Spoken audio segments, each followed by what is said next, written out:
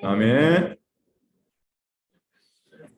자, 나를 따라오너라. 우리 예수님을 따라가기 위해서 우리가 마태복음 말씀을 우리 강단 메시지를 뒤따라가면서 확인하고 있습니다. 심령이 가난한 자는 복이 있나니 그랬죠. 심령이 가난한 자는 복이 있다. 과연 이게 무슨 말인가?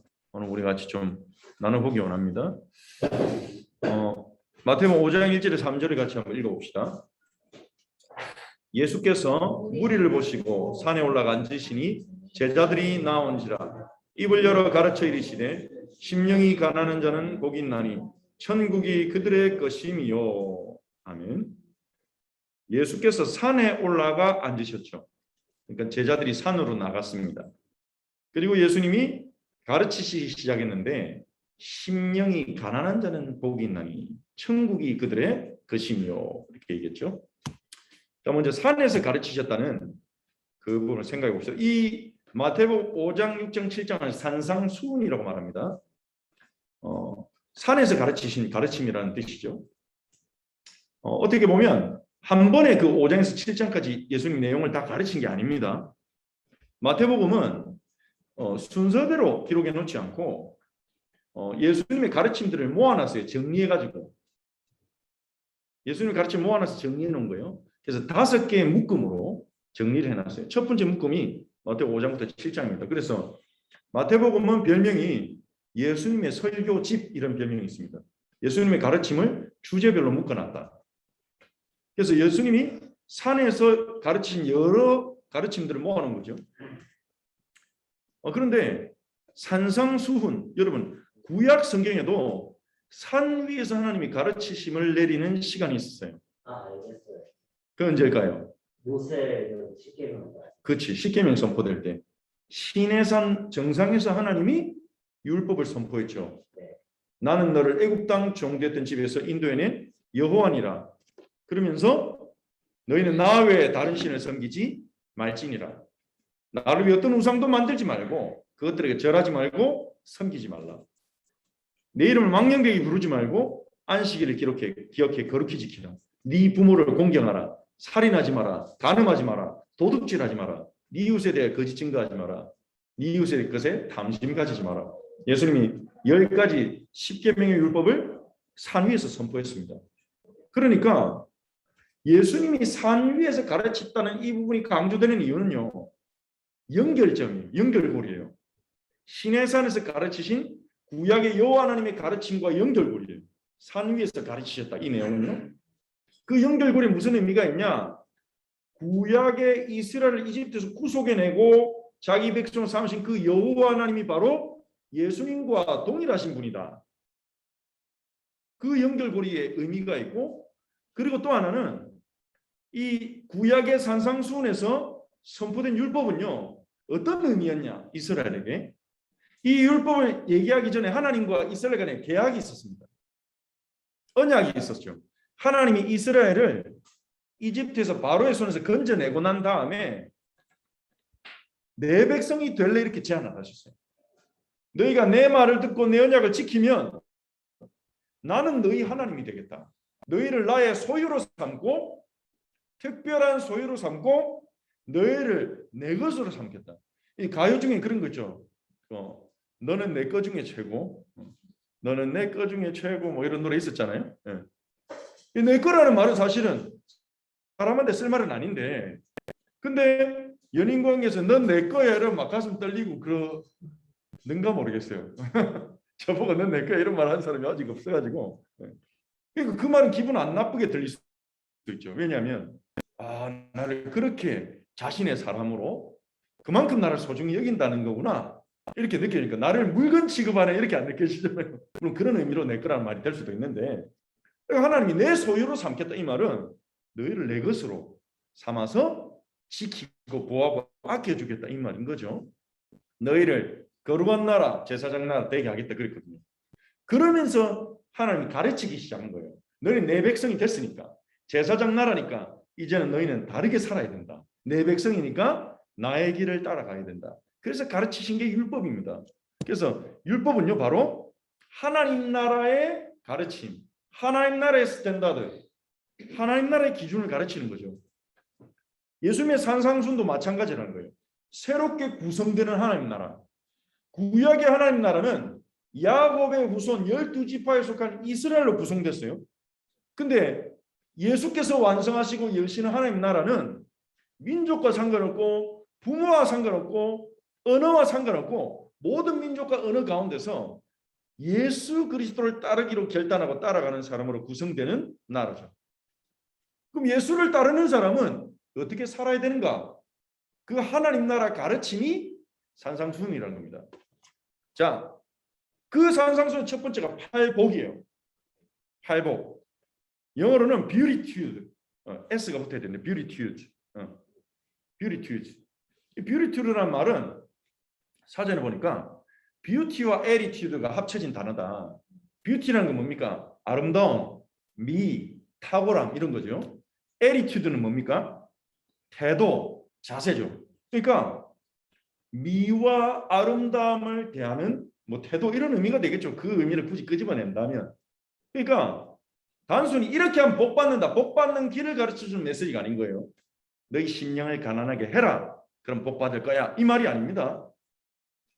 어떤 상태가 아름다운 상태냐? 어떤 태도가 복된 태도냐? 어떤 그런 의미가 함의되어 있어요. 영어 단어에는. 복이 있나니 이게 반복됩니다. 8번. 그래서 팔복인데요. 복이 있나니 이 말을 헬라어로 마카리오스라고 합니다. 마카리오스. 이 마카리오스라는 말은 어떤 뜻을 가지고 있냐? 복된 상태, 행복한 상태를 말하는 거예요. 이게 행복이야 예수님이 가르쳐 주는 거예요. 우리에게 행복이 뭔지 가르쳐 주시는 거예요. 복된 상태가 뭔지 가르쳐 주는 거예요. 여러분 일반적으로 사람들이 생각하는 복된 상태는 어떤 상태일까요? 아, 저 사람 진짜 복 받았구나. 언제 우리는 그 사람을 복 받은 걸로 판단하고? 돈 많고, 성공했고, 외모도 중요하죠. 그 남자 중에 여러분 누가 복 받았다고 생각할까요? 여러분 볼 때, 아, 저 사람 진짜 복 받았네 생긴 게. 송강 뭐 요즘에 유명하더라고 뭐 송강. 옛날에 뭐 정우성 씨, 근데 이제 아저씨 돼가지고 이제 정우성은 요즘 세대는 별로 안 좋아할 거예요. 요즘 세대는 뭐 송강이나 또 뭐 새롭게 뜨는 인물들이 있겠죠. 뭐 차은우인가? 그 친구도 참 잘생겼더라고. 하여튼 와, 저 얼굴 타고나면 복 받았다. 여자들도 막 예쁘고 뭐 이러면 아 부럽다 이러면서 행복할 것 같고 그 사람은 복된 상태일 것 같고. 그런데 예수님이 우리에게 가르쳐 주는 거예요. 예수님이 보는 거는 영원의 관점입니다. 우리가 보는 거는 한순간의 관점이에요. 우리는 예쁜 사람 볼 때 저 사람이 20년 30년 지나면 할머니가 되겠지 이렇게 안 봐요. 지금 그 상태가 부러운 거죠. 우리는 잠시 일시적인 기준으로 자꾸 봐요. 근데 하나님은 영원을 기준으로 본단 말이에요. 그래서 다른 겁니다. 기준이. 우리가 정말 예수 믿고 생명 얻어서 영원히 산다면 우리는 영원의 기준에 맞춰야 되겠죠. 그래서 마카리오스는 복된 상태, 변치 않는 행복을 말하는 거예요. 뭐가 진짜 행복이냐, 뭐가 복된 상태냐, 이걸 예수님이 가르쳐 주는 게 팔복 메시지입니다. 첫 번째가 뭡니까? 자, 세상에서 행복은 어떤 조건, 뭐 그게 외적이든 아니면 어떤 자격을 갖춰야 된다. 그런데 예수님은 아니다. 마음 상태다. 팔복을 보면요, 마음 상태를 얘기해요. 심령이 가난하다, 애통하다, 애통하는 자, 마음이 온유한 자, 마음이 청결한 자, 의를 위하여 박해를 받는 자, 화평하게 하는 자, 그리고 뭐가 있죠? 더 있는데 갑자기 생각이 안 나네. 하여튼 마음 상태를 얘기해요. 우리는 행복이 마음 상태라고 생각하지 않잖아요. 그럼 첫 번째 조건이 뭐냐? 심령이 가난한 자. 여러분 가난과 행복이 매치가 될까요? 물론 가난해도 만족하자 뭐 이런 정신적인 어떤 그 위안을 얻고 남의 그 부러워하지 말고, 불신자도 그래요. 남의 그 부러워하지 말고 내게 있는 것에 만족하고 이렇게 밥 한 끼라도 먹을 수 있으면 감사하자. 좋은 자세죠. 좋은 마음의 자세입니다. 어떻게든 긍정적인 걸 찾고. 근데 일반적으로 가난이라는 것은 복과 직결되지 않잖아요. 오히려 복 없음으로 생각하죠. 가난한 거를. 근데 예수님은요. 심령이 가난한 자가 복된 상태다. 심령이 가난해져라. 심령을 가난하게 해라. 그 말이 아닙니다. 심령이 가난한 것이 복된 상태다. 변치 않는 행복의 상태다. 이렇게 말씀하신 거예요. 심령이란 말은 헬라어로 푸뉴마티, 영혼이란 뜻입니다. 하나님의 영도 되고, 가난이란 말은 푸토코스, 거지, 빈민, 가난한, 말 그대로 가난한 상태예요. 이 영혼이 거진 게 행복하다는 거예요. 무슨 말인 것 같아요? 영혼이 거진 때 행복하다. 그게 복된 상태다. 동감이 됩니까? 납득이 됩니까? 매치가 안 되는. 납득이 되는 사람 있어요? 저는 납득이 됩니다. 뭔가 감이 옵니다. 그 맞는 것 같아요. 제가 살아보니까 심령이 가난한 게 복이 있는 것 같아요. 여러분 납득이 됩니까? 우리가 따라가는 주님이 하신 말씀인데. 자, 그러면 심령이 가난한 게 왜 복인가 한번 생각해 보자는 거죠. 자, 근데 구약에도 이런 말이 있어요. 예수님만 하신 게 아니에요. 구약 성경에도 이사야 66장 2절에 보니까 같이 한번 읽어볼까요? 여호와가 말하노라 내 손이 이 모든 것을 지었으므로 그들이 생겼느니라. 물은 마음이 가난하고 심령에 통회하며 내 말을 듣고 떠는 자 그 사람은 내가 돌보려니와. 여호와께서 돌보시는 사람이 어떤 사람이라고요? 마음이 가난하고 심령에 통회하고 내 말을 듣고 떠는 자를 돌보신대요. 이게 여호와께서 돌보시는 자입니다. 왜 얘기하시냐면 사람들은 자꾸 하나님을 종교로 만듭니다. 종교는 하나님을 컨트롤하려는 아주 교만한 시도예요. 하나님이 좋아하는 거 몇 개 해주고 내가 하나님 좋아하는 거 몇 개 했으니 하나님도 나한테 복 주세요. 그게 종교 속에 들어가 있는 정신입니다. 대부분의 종교 속에. 그 종교의 신이 원하는 거 몇 개 하고 보상을 받는 거예요. 사회생활에서 우리가 늘 경험하는 겁니다.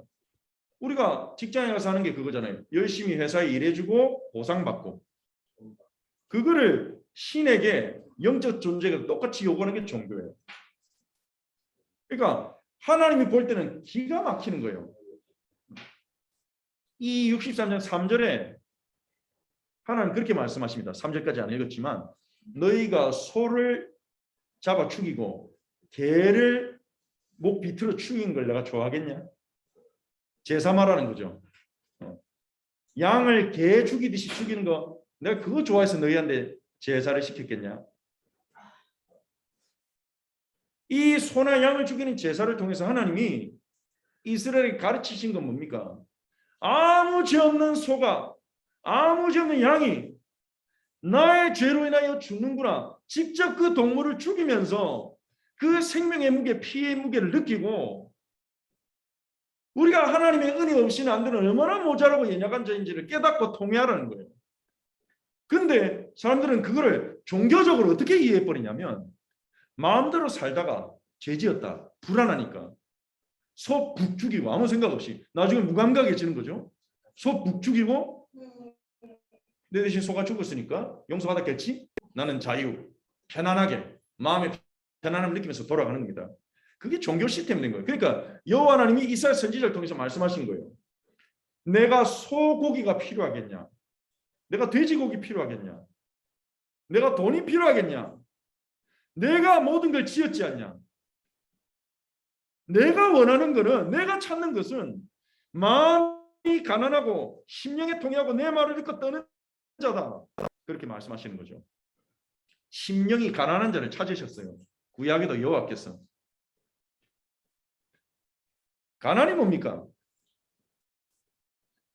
여러분 생각해 봅시다. 돈이 없는 거. 그렇죠. 제일 쉽게 말하면 그거죠. 돈이 없는 거. 뭐 옷이 없다, 빵이 없다, 집이 없다. 돈 없다잖아요. 한마디로 말하면. 가난은요. 결핍이에요. 그 결핍을 내가 인식 안 하면 가난 안 해요.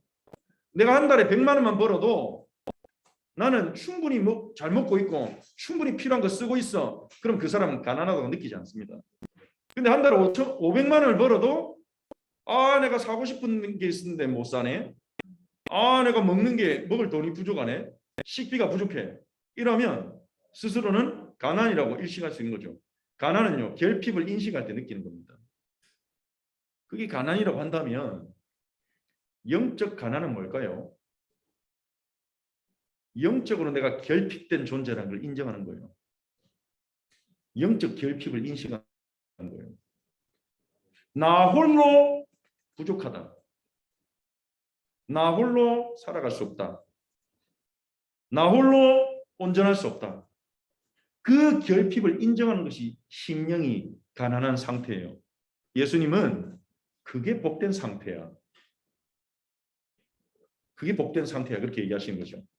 자, 누가복음 18장에 보면 예수님이 바리새인과 세리의 기도를 얘기를 해줍니다. 실제 했던 기도라기보다는 예수님이 그 상황을 짜서 설명해 주신 거죠. 바리새인은 인간이 생각하는 최고의 도덕 수준, 최고의 레벨에 도달한 사람들입니다. 이 사람들은 하나님 율법대로 철저히 살기 위해서 헌신된 자들이에요. 바리새라는 말은 구별되었다, separate, 분리됐다 이런 뜻이에요. 그러니까 우린 달라 이런 말이에요. 바리새라는 말에는 우린 달라 일반 사람이라 이런 엘리트 의식이 들어가 있어요. 우리는 율법에 헌신된 자예요. 우리는 하나님께 헌신된 자예요. 영적으로 우리는 수준 높은 사람들이야. 이런 의식이 들어가 있는 겁니다. 그리고 세리는 정반대 개념이에요.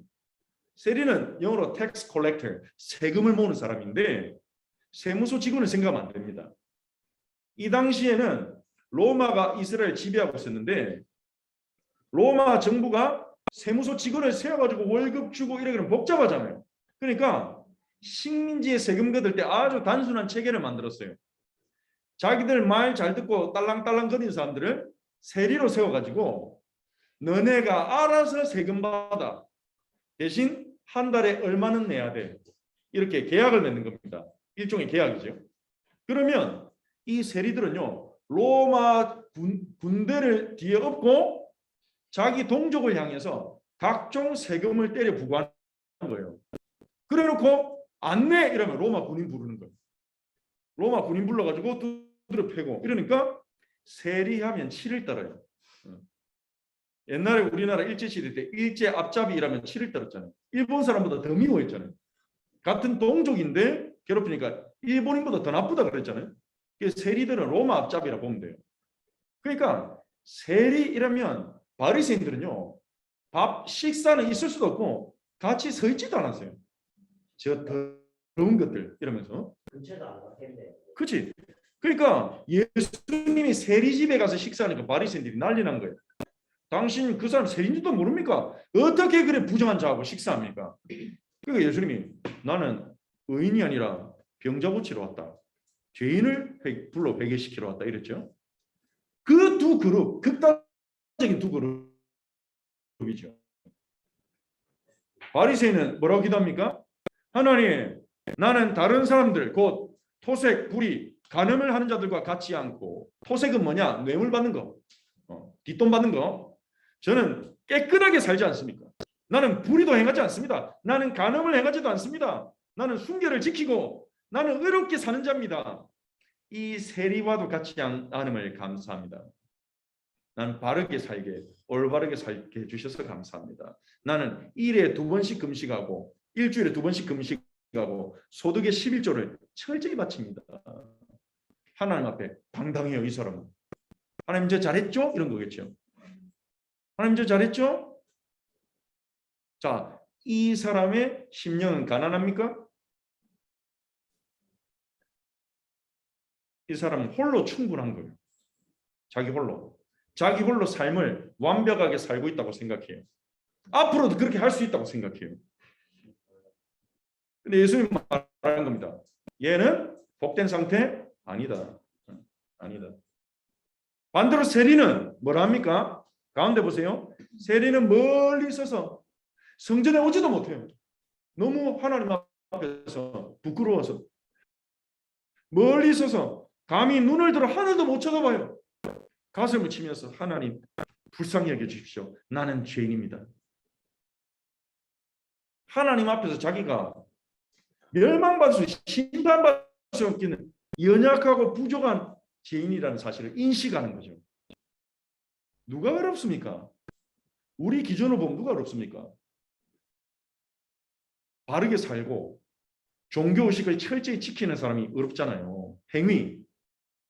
바리새는 삶은 엉망이잖아요. 예수님은 극단적인 비유를 잘 드세요. 부자와 나사로도 마찬가지고 극단적인 비유를 드시는 것은 핵심을 강조하기 위해서입니다. 삶을 마음대로 살아라는 얘기가 절대 아닙니다. 이 비유는요.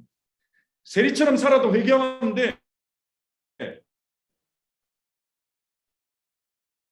그 메시지는 그렇게 깨닫는다면 핵심을 하는 거예요. 행위가 완벽해도 심령이 가난하지 않다면 그 사람은 복된 상태가 아닌 겁니다.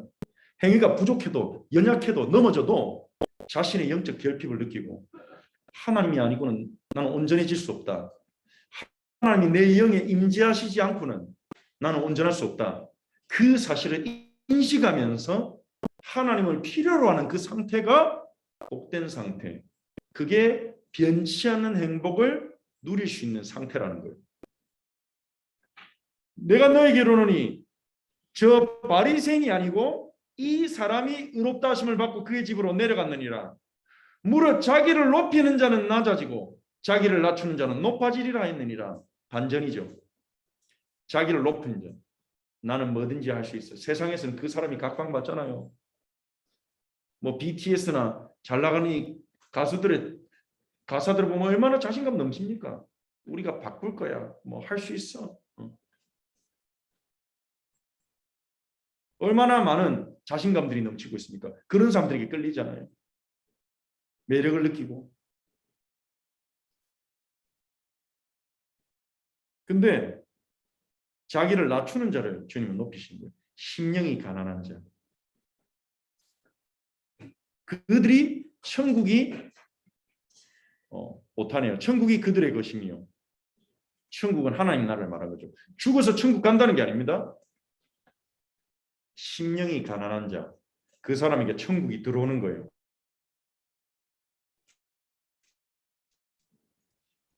천국이 그 들어가는 겁니다. 영적인 결핍을 인정하는 그 자리에 천국으로 채워지는 겁니다. 거기가 우리가 변화될 수 있는 지점이에요. 거기가 우리가 치유될 수 있는 지점이에요. 내가 영적인 결핍을 인정하고 심령이 가난한 상태 속에 주님을 바라볼 때 천국이 내 안에 들어서 채워지면서 거기서 내가 변화되고 치유되고 천국적인 사람이 되어가는 겁니다. 천국의 사람으로. 그래서요. 영적인 결핍을 여러분이 받아들일 수 있기 바랍니다. 인정하는 것. 우리는 홀로 온전해질 수가 없어요. 원래 창조될 때부터 그랬어요. 하나님 형상이거든요. 우리는. 하나님 없이 홀로 온전할 수 없고 홀로 행복할 수 없고 홀로 올바른 소망을 가질 수 없는 존재예요. 그러니까 우리는 어떻게 해왔습니까? 사람들은 어떻게 하고 있습니까? 나를 행복하게 해줄 뭔가를 찾아다녀요. 뭔가 조금 나를 채워줄 것 같으면 집착해요. 중독돼요. 그 중독 때문에 더 큰 고통에 빠져들어요. 나뿐만 아니라 상대방까지 파괴돼요. 아니 나는 행복을 쫓았을 뿐인데 나도 파괴되고 다른 사람도 파괴된 일이 너무나 많단 말이에요. 내가 가족을 위해 한 일이 가족을 파괴시키고 나 자신을 위한 선택들이 나 자신뿐만 아니라 다른 사람에게까지 악영향을 주고 이런 일들이 얼마나 비일비재합니까? 왜 이런 일들이랍니까?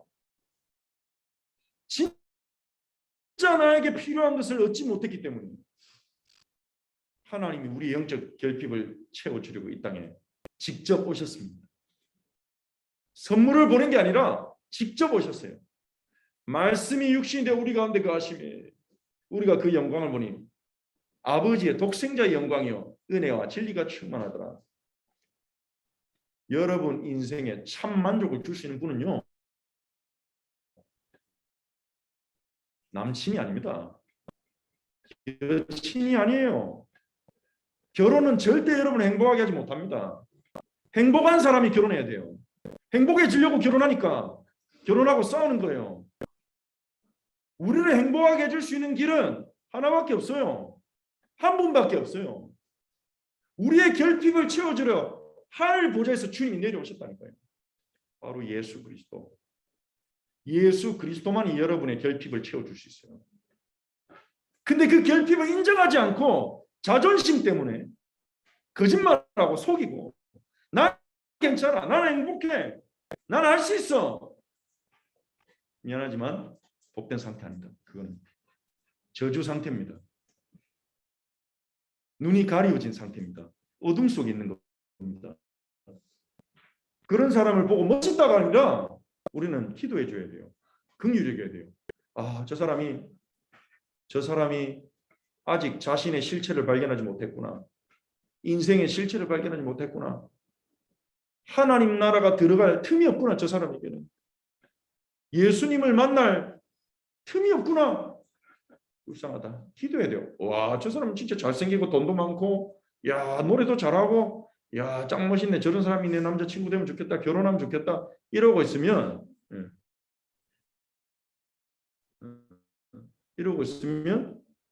하나님이 웃으시겠죠. 그냥. 그래. 영적 결핍을 여러분 인정하고, 심령이 가난한 게 부끄러운 게 아니에요. 그렇다면 여러분 반전이 일어난 겁니다. 이게 사실이라면 반전이 일어나요. 무슨 반전이 일어나냐? 안 예쁘고 안 잘생긴 게 영적 결핍으로 연결될 수 있어요. 물론 다 잘생겼어요. 여러분 다 예쁘고 고마워. 왜냐, 하나님 작품이니까. 근데 사회적 기준, 자기 기준에 안 맞아서 불만족할 수 있잖아요. 그 불만족이 영적 결핍으로 연결된다면 하나님, 저는 하나님이 필요합니다. 이걸로 연결된다면 그게 나에게는 저주라고 생각했는데, 문제라고 생각했는데 축복이 되는 거예요. 우리가 너무 인자하고 지혜롭고 사랑이 좀 부모님 만나면 너무 좋겠죠. 그래서 부모님을 제일 존경한다. 그러고 근데 현실에서 부모님의 싸움과 상처와 분열 때문에 상처 입은 후대가 너무 많아요. 대학 청년들이. 그게 저주겠죠. 어떻게 보면 그들에게는. 원망도 될 것이고 고통도 될 것이고. 근데 그 고통이 나의 영적 결핍을 일깨워준다면 그거는 축복이 되는 겁니다. 감사할 수 있게 되는 거예요. 우리 집의 경제 상황이 어려워서 막 용돈 받기도 어렵고, 내가 뭐 하고 싶은 것도 많이 못했고, 할 수 있는 것도 많이 못했고, 내가 포기하고 살았던 그것이 저주로 여겨졌다면, 하지만 근데 그것 때문에 나는 하나님이 필요하구나. 나는 우리 집이, 내 부모님이 내 배경이 돼주지 못하겠구나. 그 사실 일찍 깨닫고 나는 하나님의 배경으로 삼아야 되겠다. 나는 하나님의 도움 없이는 안 된다. 이런 영적 결핍을 깨닫는 데 연결됐다면 그거는 축복인 거예요. 예수님 그 얘기하신 겁니다. 기준을 바꿔라. 여러분의 영적 결핍을 인정하시기 바랍니다. 여러분의 결핍을 부끄러워하지 말고, 수치스럽게 여기지 말고, 제거하려고 하지 말고 그걸 하나님 앞에 가져가세요. 하나님 앞에 가져가세요. 그럼 하나님이요 채워주십니다. 그 결핍을 인정하는 거기에 임하시는 거예요. 마음이 가난하지 않은 사람은 하나님이 들어갈 자리가 없어요. 요한계시록 보면 라오디게아 교회가 있습니다. 라오디게아 교회. 이 라오디게아 지역은요 굉장히 잘 살았어요. 성도들도 돈 많은 성도들이 많았어요. 이 사람들은요 자기들 돈을 써서 좋은 프로그램도 하고 부신자 초청해서 밥도 먹이고 멋지게 하는 거예요. 이 사람들에게는 결핍이 없어요. 예수님이 그 교회를 향해서 뭐라고 했는지 압니까? 요한계시록 3장 10절에 볼지어다 내가 문 밖에 서서 두드리노니 얘들아 내가 문 두드리고 있다. 문 좀 열어라. 예수님이 들어갈 자리가 없는 거예요. 그 교회. 그 교회는 망한 교회입니다. 예수님이 들어갈 자리가 없는 교회는 망한 교회예요. 예수님 문 두드리고 있는 거예요. 내가 있을 자리가 없구나. 문 좀 열어라. 여러분 삶에는 예수님이 들어오실 자리가 있습니까? 예수님이 영접되고 있습니까? 그 영접이란 게 처음에 예수님 내 마음이 엽니다. 내 안에 들어와 주세요. 그 기도가 영접의 다가 아닙니다. 실제 예수님의 존재가 여러분 삶에 있나요? 실제 예수님의 말씀이 여러분의 생각에 영향을 주고 있나요? 실제 여러분이 외롭고 어려울 때 예수님의 위로를 받고 있습니까? 여러분 삶의 마음에 예수님이 영접해야 되는 거예요. 예수님이 들어오시려면 문이 있어야 되잖아요. 결핍이 있어야 돼요. 주 없이 살 수 없네. 이 말을 여러분 어떻게 생각합니까? 모자란 인생 같습니까? 아, 자신감이 없구나. 주 없이 살 수 없네. 디바인 올 줄 알고 영어 문장으로 하나 넣었는데 오늘 안 했습니다. I can't live a day. I can't인데 다행이다 안 왔어. 틀렸다. can't인데 부정인데 이상한 말이 돼버렸습니다. 주 없이 살 수 있네가 돼버렸습니다. 아니 내가 번역했어. 참고로 어제 12시에 만든다고.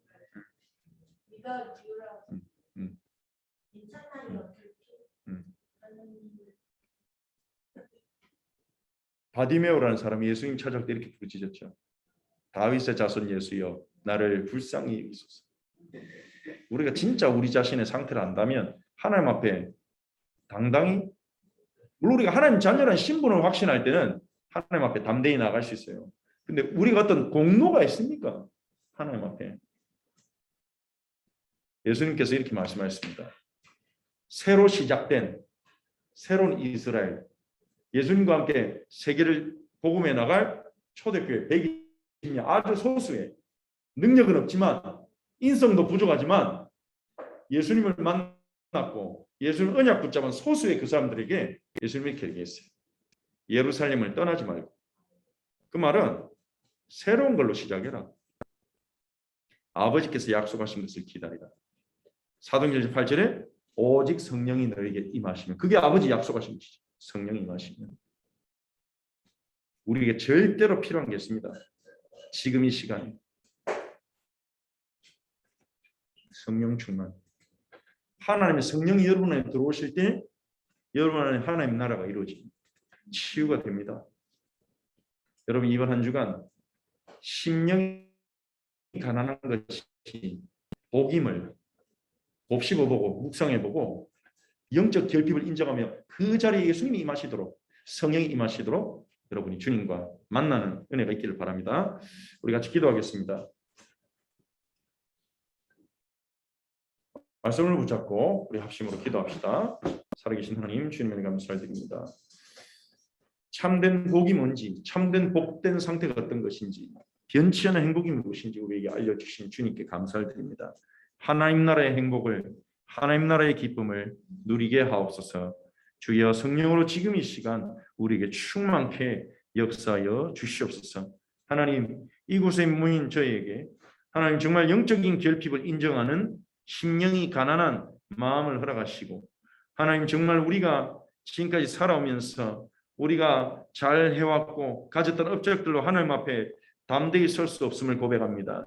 주님 정말 우리가 주님 앞에 하나님 우리의 영적 결핍을 인정하며 마음이 가난한 자로 서게 하시며 하나님의 은혜와 긍휼을 구하는 자로 서게 하시며 우리의 그 결핍에 성령께서 임하셔서 성령으로 채우셔서 하나님 그리스도께서 찾아와 주셔서 우리를 새롭게 하옵소서. 성령의 역사를 성령의 능력을 성령의 인도하심을 체험하게 하옵소서. 예수 그리스도가 우리에게 참된 만족을 예수 그리스도만이 우리에게 참된 행복을 주시는 분임을 체험하게 하옵소서. 살아계신 주 예수 그리스도의 이름으로 기도합니다. 아멘. 나의 모습 나의 소유 찬양드릴 수 있도록 준비하신